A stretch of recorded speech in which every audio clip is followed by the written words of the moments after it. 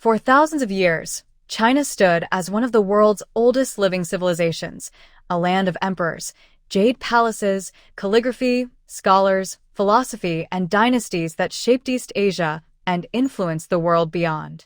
It was a nation that once called itself the Middle Kingdom, believing it sat at the center of civilization, protected by mountains, deserts, and oceans, a world unto itself.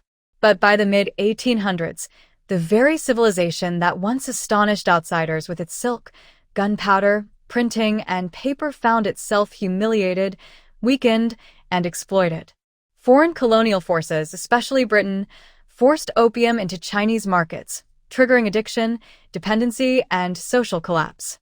Attempts by the Qing Dynasty to resist Western influence led to defeat in the Opium Wars, unequal treaties, lost territories, and foreign control over ports such as Shanghai and Hong Kong. China, once feared and admired, was mocked as the sick man of Asia. Rebellions tore the land apart.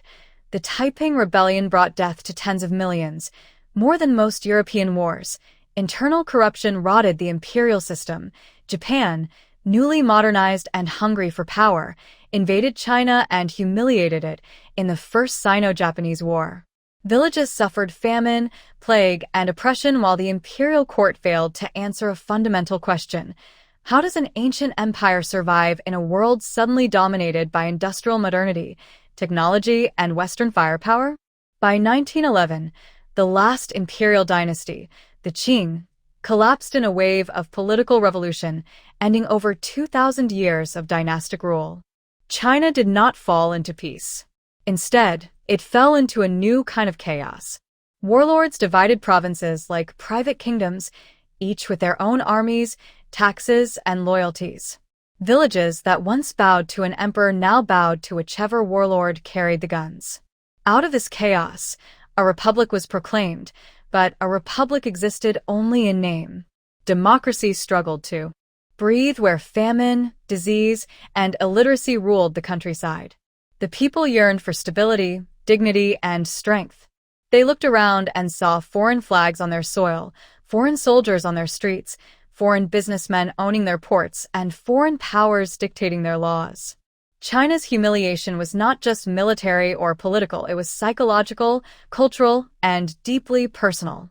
Generations asked, why did the Middle Kingdom fall? Why did the world conquer China? How did ancient glory become modern shame?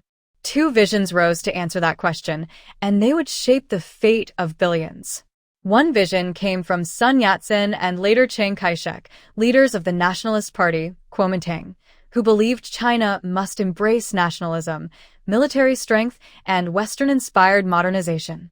They believed tradition alone could not save China. Railways, industry, and political unity were essential. The other vision came from a little-known librarian from Hunan province named Mao Zedong, a man shaped by peasant hardship, revolutionary passion, and Marxist ideology. Mao looked to the countryside, not the cities, and saw power in the millions of peasants who labored under landlords, paid cruel taxes, and lived hungry despite China's rich soil. While the nationalists sought strength through elite reform, Mao sought revolution from the bottom. In the 1920s, the nationalists and communists briefly united to expel warlords and foreign influence, but political dreams are fragile when ambition meets ideology. In 1927, Chiang Kai-shek turned against the communists, launching a bloody purge known as the Shanghai Massacre. Thousands were arrested, executed, or forced into hiding. What followed was a civil war that would shape global history. Communist forces fled to the rural mountains and villages, organizing poor farmers, promising land reform, and teaching that power grows not from monarchies or foreign nations, but from peasants with nothing left to lose. Mao's revolution was not just military, it was emotional, psychological, and social. It told the poor they mattered. It told the humiliated they would rise. Meanwhile, China remained fractured, weak, and vulnerable. Nationalists struggled to unify the country, battling warlords and corruption while inflation and suffering spread. Then in 1937, disaster returned from across the sea. Imperial Japan launched a brutal full-scale invasion, seeking to turn China into a colonial empire.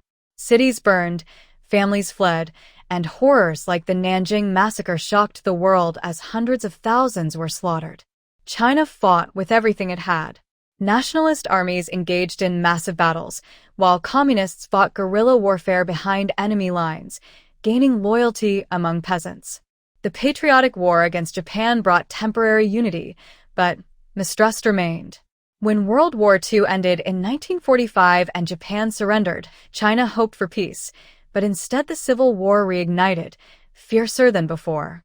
The Nationalists had international support, American weapons, and recognition as China's legal government. But they also had corruption, inflation, and exhaustion.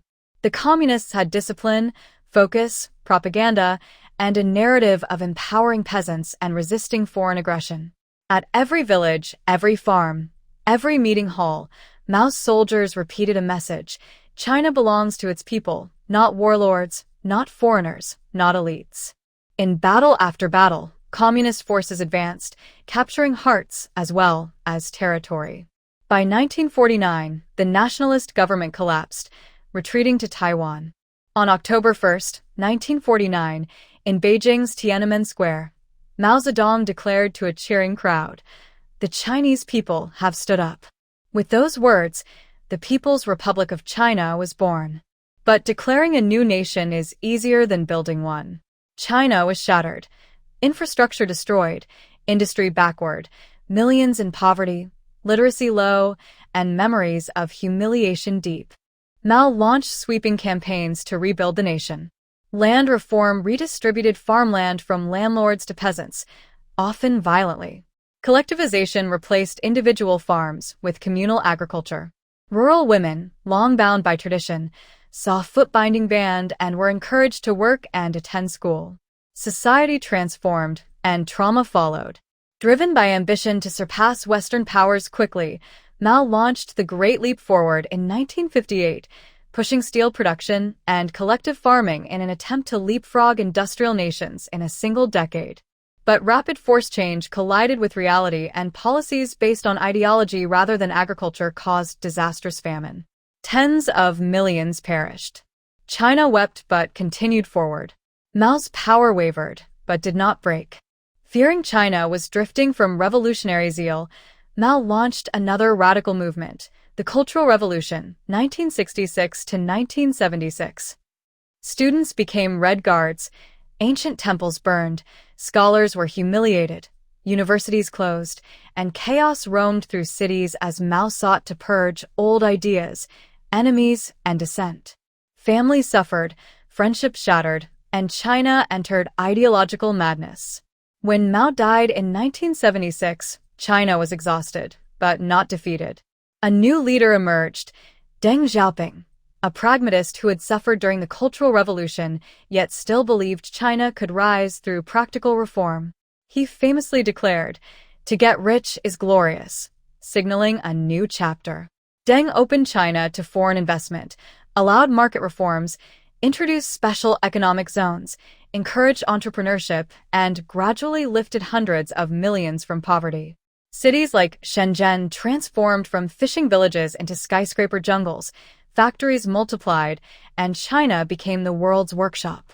As roads and bridges spread, as bullet trains linked megacities, as millions moved from rural fields into modern apartments, China awakened as a global power. Yet the Communist Party maintained strict political control. The government crushed protests in 1989 in Tiananmen Square, declaring stability absolute. The West criticized China's human rights record, but the Chinese government argued that chaos must never return.